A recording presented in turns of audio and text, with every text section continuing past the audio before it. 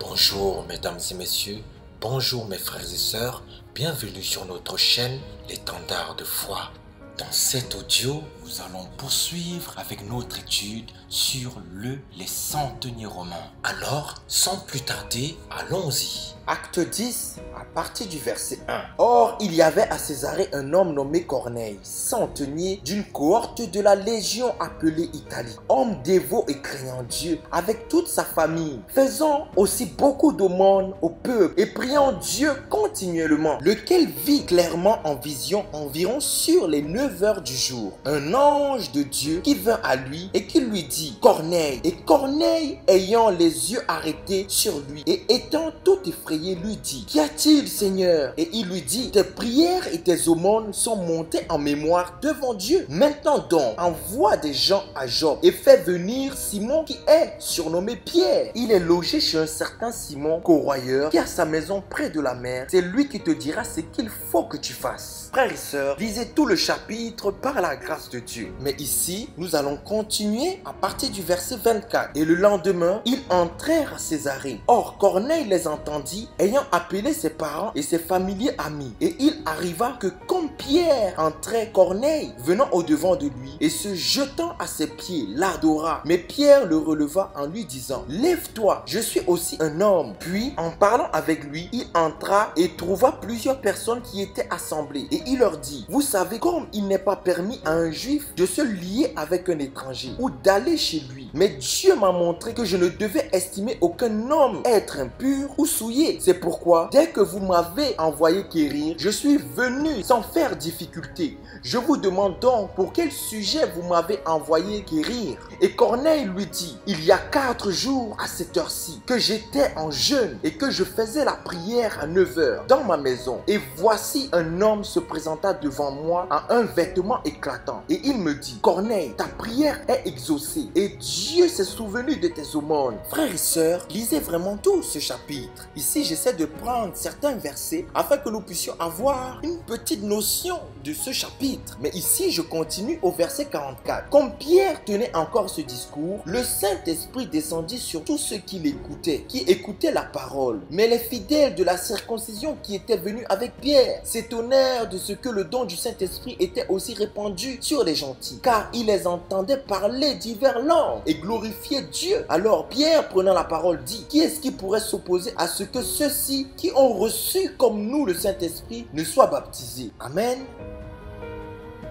Corneille, le centenier romain de la cohorte de la Légion, homme dévot et craignant Dieu avec toute sa famille. Corneille était un centenier qui faisait beaucoup d'aumônes au peuple. Il priait Dieu continuellement sans cesse. Il était en jeûne, cherchant la direction divine. Et Dieu, ayant écouté ses prières, envoya un ange qui lui donna un message. Et le message consistait à aller chercher Pierre. Une fois que Pierre soit venu auprès du centenier romain, Corneille, il leur prêcha le message de Jésus-Christ. Dieu accorda à Corneille et toute sa maison le Saint-Esprit et il fut baptisé par les apôtres. Oui, frères et sœurs, malgré qu'on soit des hommes pécheurs, malgré qu'on soit perdus, n'ayant pas la direction de Dieu, jeûnons, prions, craignons Dieu, faisons des aumônes, soutenons les pauvres, les orphelins et les veuves, accomplissons notre devoir céleste envers notre prochain. Dieu se souviendra de nous, car Dieu s'est souvenu des aumônes de Corneille. Dieu se souviendra de toi, mon frère, ma soeur. Dieu se souviendra de toi, du bien que tu fais à ton prochain. Car toute chose que tu fais, Jésus a dit que c'est à lui que tu fais cela. Alors, ne baisse pas les bras, malgré les injures, malgré le rejet, malgré le mépris. Mon frère, ma soeur, continue de faire des aumônes. Continue de soutenir ceux envers qui le Seigneur t'envoie.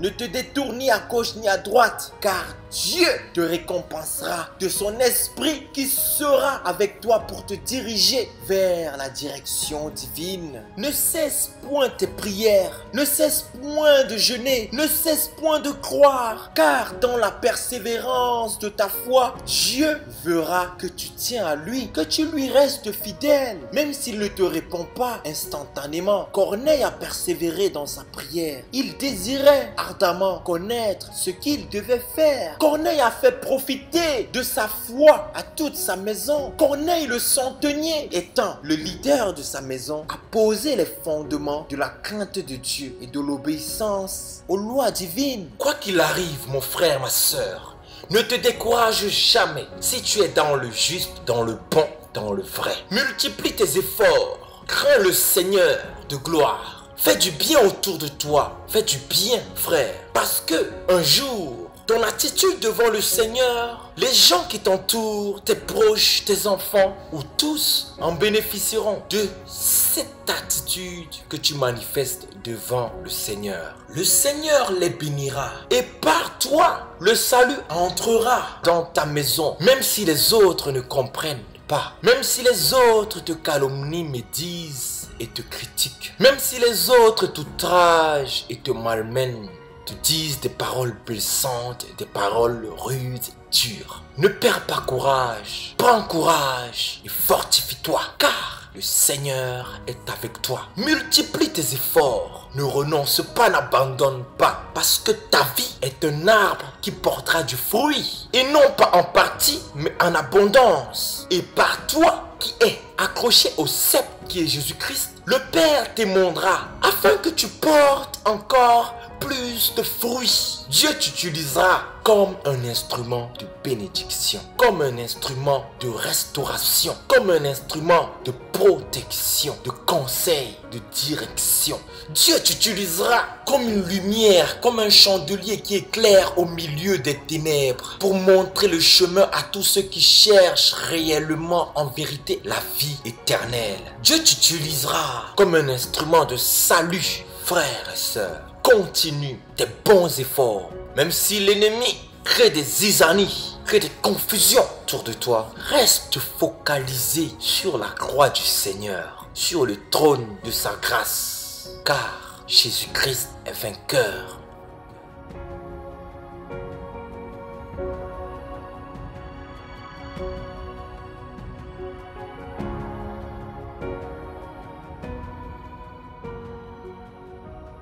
Corneille le centenier était un homme dévot, craignant Dieu. La crainte de Dieu, c'est le commencement de la sagesse. Corneille était un homme pieux, un homme qui croyait en Dieu. Non pas seulement lui seul, mais toute sa famille. Ce que Dieu lui accordait par son travail, il faisait en jouir d'autres. Il faisait en jouir le peuple. Frères et sœurs, est-ce que tu crains le Seigneur Dieu Tout-Puissant? La crainte de Dieu augmente les jours, mais les années des méchants sont abrégées. Proverbe 10, 27. Corneille craignait le Seigneur. La crainte de Dieu, c'est le fait de se détourner du mal. Corneille, lui et toute sa maison, craignaient le Seigneur, se détournaient du mal. Est-ce que toi, tu te détournes du mal? Est-ce que dans ton attitude, est-ce que dans tes pensées, est-ce que dans tes actions, tu es dans la crainte de Dieu? Est-ce que tu fuis l'impudicité? Est-ce que tu fuis la masturbation? Est-ce que tu fuis l'adultère? Est-ce que tu fuis l'infidélité? Est-ce que tu fuis la sorcellerie? Est-ce que tu fuis la méchanceté? Car Corneille a attiré le regard de Dieu. Pourquoi? Parce qu'il craignait le Seigneur. Et comme on l'a vu, la crainte de Dieu augmente les jours. En plus précisément, Proverbe 19, 23. La crainte de l'Éternel mène à la vie et l'on passe la nuit rassasié sans être visité par le malheur. Dieu voulait que Corneille ait la vie parce qu'il craignait le Seigneur. Et c'est pour cela que Dieu a envoyé guérir Pierre pour qu'il puisse bénéficier de la vie qui était en Jésus-Christ parce que Corneille craignait le Seigneur. Dieu l'a fait bénéficier de la vie éternelle qui est uniquement en Jésus-Christ. Crains le Seigneur, mon frère, ma sœur. Même si tu ne connais pas encore bien le Seigneur, Dieu t'enverra guérir un homme, une femme qui craint le Seigneur pour que tu puisses bénéficier de la vie éternelle qui est en Jésus-Christ, notre Seigneur et notre Sauveur. Celui qui craint le Seigneur est bienheureux. Le Seigneur le bénit de richesses, de gloire et de vie. Il y a bien des malheurs qui nous visitent dans nos vies. Mon frère, ma soeur, il y a bien des malheurs qui te visitent, qui visitent ton foyer, qui visitent ton couple, qui visitent ta maison, qui visitent ta famille, qui visitent tes enfants. Pourquoi? Parce que tu ne crains pas le Seigneur, parce que tu ne fuis pas l'immoralité, tu ne fuis pas le désordre sexuel. Il y a bien des malheurs qui visitent nos vies. Parce que nous ne craignons pas le Seigneur. Nous ne nous détournons pas des voies de méchanceté, des voies de jalousie, des voies d'hypocrisie, des voies d'égarement. Nous n'aimons pas la vérité. Nous aimons quand on nous caresse dans le sens du poil et qu'on nous tend comme un mouton de montagne. Mais nous aimons seulement ceux qui nous annoncent des fables et toutes sortes de philosophies qui ne sortent que de leur cœur et de leurs pensées cautérisées. Frères et sœurs, crains le Seigneur et le Seigneur t'accordera la vie éternelle. Parce que Psaume 15, 13 nous dit qu'il bénira ceux qui craignent l'Éternel, les petits et les grands. Que tu sois jeune, que tu sois grand, je bénis ceux qui le craignent, ceux qui l'aiment, ceux qui gardent ses commandements. Garde les commandements de Dieu et Dieu te bénira. Mon frère, ma soeur, là je vais te parler franchement parce que tu es en colère, tu te mets en colère, tu es frustré, tu en veux à Dieu. Tu amènes Dieu en procès, en jugement. Parce qu'il y a bien des choses qui t'arrivent, il y a bien des choses qui te sont arrivées. Que tu sois grand, que tu sois petit, que tu sois un homme ou une femme. Peu importe la situation dans laquelle tu te trouves, tu amènes Dieu en procès. Parce que tu ne comprends pas pourquoi ce qui t'arrive, t'arrive. Dieu est toujours juste. Dieu est trouvé juste. Dieu nous a donné sa loi, ses commandements, ses principes afin que nous les mettions en application. Si frères et sœurs, bien des choses t'arrivent, c'est tout simplement parce que tu es loin de la lumière. Parce que Jésus-Christ est la lumière du monde qui éclaire tout homme qui vient au monde. Jésus-Christ est la parole de Dieu. Ta parole est une lampe à mes pieds, une lumière sur mon sentier. Jésus-Christ est la parole de Dieu manifestée dans la chair. Et c'est lui qui éclaire nos voies, qui éclaire nos sentiers. Mon frère, ma soeur, Dieu t'aime. Il ne veut plus que tu pêches. Il veut que tu te repentes afin qu'il puisse t'accorder la vie éternelle qui est dans son Fils glorieux, le Seigneur Christ Jésus.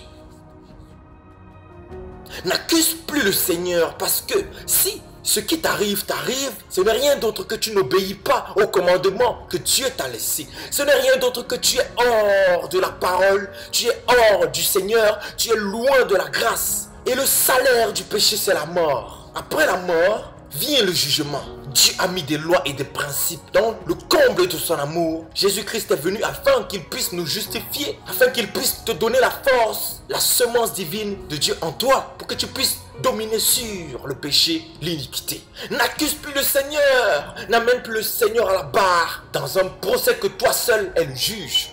Mais remets-toi en question de tes actes. Est-ce que tu as obéi pendant toutes ces années au Seigneur? Tu fais ta volonté propre. Tu ne cherches pas la volonté du Seigneur. Tu te sers toi-même. Tu fais ta vie quoi. Je suis libre, comme dis-tu. Mais si bien des esprits te visitent, si bien des malédictions t'arrivent, si bien des pièges et des filets te prennent, pourquoi accuses-tu le Seigneur? Ce n'est rien d'autre que ton inapplication de ces principes qui font que tu te retrouves dans la mort.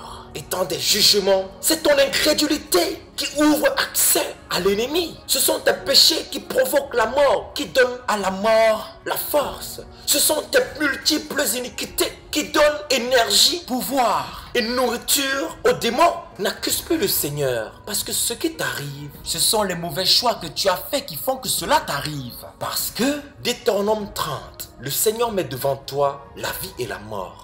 Mais il te conseille la vie. Si tu choisis la vie, si tu acceptes de marcher dans son conseil, le conseil de Dieu, le conseil divin, des bénédictions suivront ton obéissance. Parce que Dieu est un Dieu de principe. Si tu acceptes la voie de la mort, la voie de l'égarement, la porte large, il y a également des jugements que Dieu a mis pour tous ceux qui le haïssent et qui le blasphèment, qui le méprisent. Ce n'est rien d'autre que la juste justice du juste juge, le Seigneur de gloire. Dieu est toujours juste, mais c'est le choix que tu feras qui déterminera qui tu seras et ce qui t'arrivera et si Dieu t'accordera sa protection.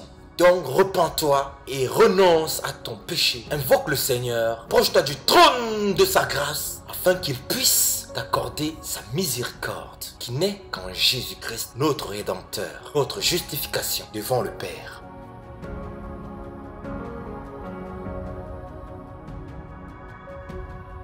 malgré le fait qu'il soit pieux, malgré le fait qu'il priait, qu'il craignait Dieu continuellement, lui et toute sa maison et sa famille. Corneille n'était pas tranquille. Il n'avait pas encore le salut, encore moins l'assurance de son salut. En lui, il sentait, il voyait que quelque chose lui manquait. Il se questionnait. Il se mit donc en jeûne afin que Dieu puisse lui dire quoi faire pour avoir le salut, pour que son vide soit comblé pour toujours et sa soif soit abreuvée pour toujours. Il paraissait atteindre le sommet dans sa piété et ses bonnes actions, dans son dévot vis-à-vis de Dieu. Les actes, les œuvres qu'il faisait par amour pour Dieu, il semblait que cela était insuffisant pour lui accorder la vie éternelle. Il s'est mis dans un jeûne de recherche intime de Dieu. Voilà un homme sage qui cherche véritablement le bien, non pas seulement pour lui, mais pour sa maison. Corneille a jeûné pour chercher la volonté de Dieu. Corneille a jeûné pour chercher la direction divine. Mon frère,